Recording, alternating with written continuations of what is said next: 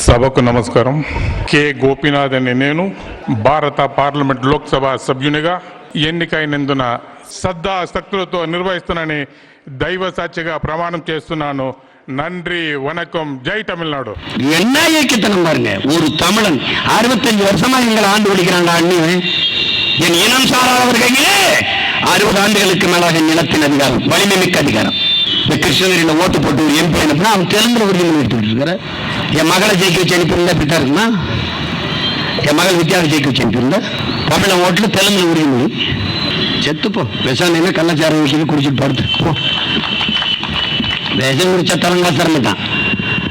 இனிமேலாவது மான தமிழ் மக்கள் விழித்துக் கொள்ளணும். அவர்கள் எல்லாம் சரியாக இருக்கிறார்கள், நாம் சரியாக இருக்க வேண்டும் என்று போராடும் போது பாசிசம் என்கிறார்கள், சாவணிசம் என்கிறார்கள், மொழிவெறி என்கிறார்கள், இனவெறி என்கிறார்கள், தேச துரோகி என்கிறார்கள். எது தேசம்? இது என் தேசம். என் தேசத்துக்கு நான் என்ன துரோகம் செய்யணும்? எங்க துரோகம் செய்யணும்? நீதான் என் தமிழ் தேசத்திற்கு துரோகம் செய்கிறாய். காவிரி நதிநீரை பெற்றுத்தர முடியல, உனக்கு துப்பில்லை.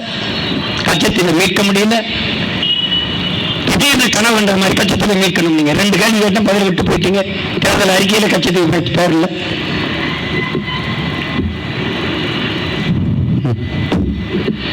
எல்லாத்தையும் விட எங்களை சாதி மதத்துக்கு ஓட்டு போட்டு எங்களை சாகடிச்சிரு. எங்களை சாகடிச்சுட்டு நீ எது பண்ணாலும் ஓட்டு போட்டு போ.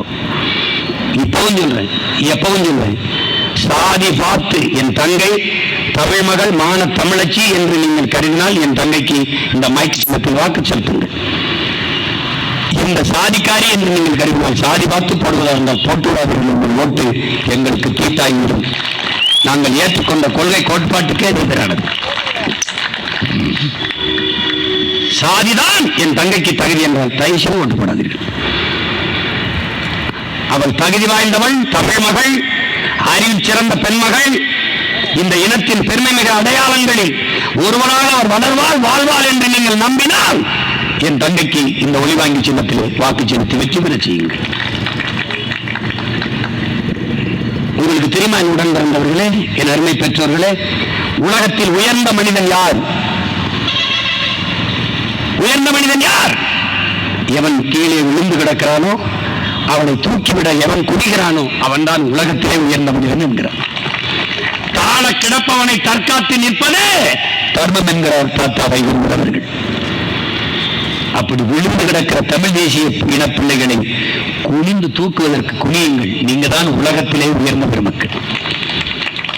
தோற்று நின்றாலும் உங்கள் பிள்ளைகள் பாருங்கள், பின்னடையாமல் இருக்கிற இந்த வீர பிள்ளைகளை, மான பிள்ளைகளை நீங்கள் வாக்கு செலுத்தி வெல்ல விடுங்கள்.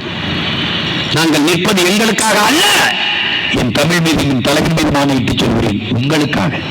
உங்களுக்காகவும் இல்லை, உங்கள் வருங்கால சந்ததியினருக்காக, எனக்கும் பின் வருகிற என் தம்பி தங்கைகளுக்காக. அவர்களுக்காக தான் இந்த மூச்சை பேச்சாக்கி இப்படி கட்டிக் கொண்டிருப்பது காரணம் தான். எங்களுக்கு உயர்ந்த நோக்கம் இருக்கு. உடன் பிறந்தவர்களே, பேரம்பருக்கு பெற்றவர்களே, அதை அடைவதற்கு எங்களுக்கு உழைப்பை தவிர வேற ஒன்றும் இல்லை. பொருளாதாரம் பணம் இல்லை. தேர்தல் செலவுக்கு பிச்சை எடுக்கிறோம். 1000 500 என்று ஒவ்வொருத்தருடைய சேர்த்துக் கொண்டு செலவு செய்கிறோம். இத்தனை பேர் ஒன்றாக கூடி சாப்பிட்டு படுக்க இடம் இல்லை. எங்கு தங்குவது, எங்கு உண்ணுவது, எதை எங்குன்னு தெரியாத அலைகிறோம், திக்கு தெரியாது. ஆனால் நீங்கள் ஒரு அமைச்சர் 20 கோடி, எத்தனை அமைச்சர்கள், எத்தனை ஒரு பகுதிக்கு, இப்படி வென்று என்னதான் சாதிக்கப் போகிறீர்கள்? என்ன சாதிக்கப் போகிறீர்கள்? சாதித்தான் என்ன? பாருங்கள், உங்கள் குப்பைகளை கூட்டுவதற்கு இந்த பிள்ளைகள் எவ்வளவு போராடுகிறோம் பாருங்கள். பணம் தான் அரசியலை தீர்மானிக்கும் என்கிற நிலையை மாற்றி மக்களுக்கு சேவை செய்ய வேண்டும் என்கிற நல்ல மனம்தான் வெல்ல வேண்டும் என்று போராடி கொண்டிருக்கிறோம். அதற்கு நீங்கள் செய்ய வேண்டியது ஒன்றுமில்லை. ஒரே ஒரு ஓட்டு, ஒரே ஒரு ஓட்டு. தயவு செய்து உதயசூரியன் சின்னத்தை மறங்க, மைக் சின்னத்தை நெருங்க. அந்த சின்னத்திற்கு வாக்கு செலுத்தி என் அன்பு தங்கையை தமிழக சட்டமன்றத்திற்குள் நுழைய செய்யுங்கள். அவர் ஒருத்தி போதும். மேற்கு வங்கத்திலிருந்து மருவா அமைத்தவங்க ஒரு பெண் தான் இந்திய பாராளுமன்றத்திலே கலக்கி எடுத்தார். அது மாதிரி என் தங்கை அபிநயாயி தமிழ்நாடு சட்டமன்றத்திலே கலக்கி எடுப்பாள். 2 ஆண்டு தானே இருக்கட்டும், 2 மாதம் கூட இருக்கட்டும், 2 மாதம் கூட இருக்கட்டும். உட்கார என்னை கேட்டாங்க, நீ என்ன அணுகுல போய் இப்ப போராடுற அனுமதிச்சுட்டு இப்ப போய் ஆபத்துங்கிற அப்படின்னு. நான் கேட்டேன், ஒரு மாப்பிள்ளை பார்த்துட்டோம், பொண்ணு கொடுக்குறது முடிவு பண்ணிட்டோம், மனமேடை வரைக்கும் உட்கார வச்சுட்டோம், சொந்தக்காரங்களும் கூட்டிட்டோம், அப்பதான் தெரியுது மாப்பிள்ளைக்கு ஈடுச்சுன்னு. இப்ப நிறுத்துறதா கல்யாணத்தை கட்டி வச்சிருக்கிறதா? அப்புறம் அது மாதிரிதான் இந்த அணுகுல தெரிஞ்சிட்டு ஆபத்துன்ட்டு இப்ப நிறுத்தணும். இப்பவாவது நீங்க முடிஞ்சுக்கிறீங்க, திமுக ஓட்டு போட்டு இப்ப தெரிஞ்சிருச்சு ஆபத்துல 2% தான் இருக்கு, இப்பவாது முடிச்சு மைக் சின்னத்துக்கு ஓட்டு போட்டுருங்க, டைம் செய்து போட்டுருங்க. திரும்ப திரும்ப அதே தவறு செய்யாது. தெரியாம செய்யறது தவறு, தெரிஞ்சே செய்யறது தவறு இல்லது, அது கொடுமை, அது பைத்தியக்காரத்துல முட்டாள்தனம், அறிவில்லாததனம். செய்யாதீங்க. ஒரு முறை மாற்றுங்க, சிந்தனையை மாற்றுங்க, சட்டையை மாற்றுங்க. ஒரே சட்டையை 60 வருஷமா போடுறீங்க, ஒரே சட்டை. சாம்பாரே வைக்க சொன்ன அம்மாவை, அம்மா 10 நாளைக்கு வரும் சாம்பார் சாப்பிட்டுன்னு பார்ப்போம். எப்படி 60 வருஷமா அப்படி நீங்க போட்டு தொலைக்கிறீங்க? கருமம். உதயசூரியன் வருகிறார், வருவார் விடியும் அவர் வீட்டுக்கு, நாட்டுக்கு ஒரு மாறுதலும் வரும். எனவே என் உடன் பிறந்தவர்கள், அருமை சொந்தங்கள், படித்தவன் தம்பி தம்பிகள், எங்கள் பேச்சுகளை உற்று நோக்கிற என் உடன் பிறந்தார்கள், எங்களுடைய அரசியல் ஆழ்ந்து கவனியுங்கள். எவ்வளவு காலமாக சோர்வின்றி தளர்வின்றி உங்கள் பிள்ளைகள் இந்த பயணத்தை தொடரும் பாருங்கள். இந்த விக்கிரவாண்டி தேர்தலில் எல்லோரும் விலகிய பிறகு நாங்கள் களத்தில் நிற்கிறோம். அதிமுக, தேமுதிக இந்த இயக்கத்தை சார்ந்த என் அருமை பெருமக்கள், அதில் இருக்கிற என் உறவுகள், நாங்கள் பெரிதும் மதிக்கிற தலைவர் பெருமக்கள்கிட்ட நான் கேட்பது, இந்த விக்கிரவாண்டி தொகுதிகளுக்கே இந்த இயக்கத்து தோழர்கள் உடன் பிறந்தவர்கள் தான் நான் கேட்பது.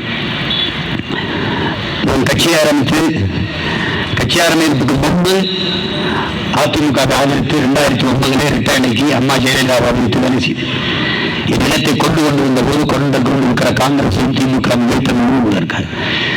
அதற்கு பிறகு 2013 நான் உங்கள் கூட்டணி ஆதரித்து வேலை செய்தேன்.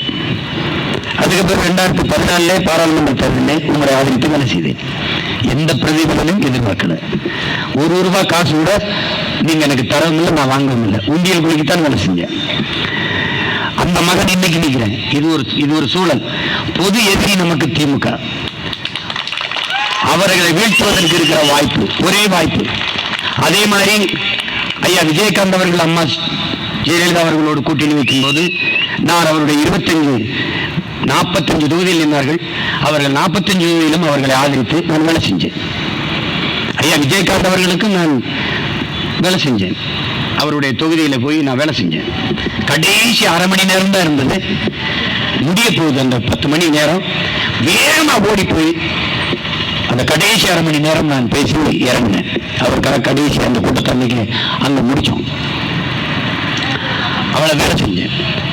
அவர் மேல நாங்க நிறைய நிர்ணயித்துக் கொண்டிருக்கிறோம்.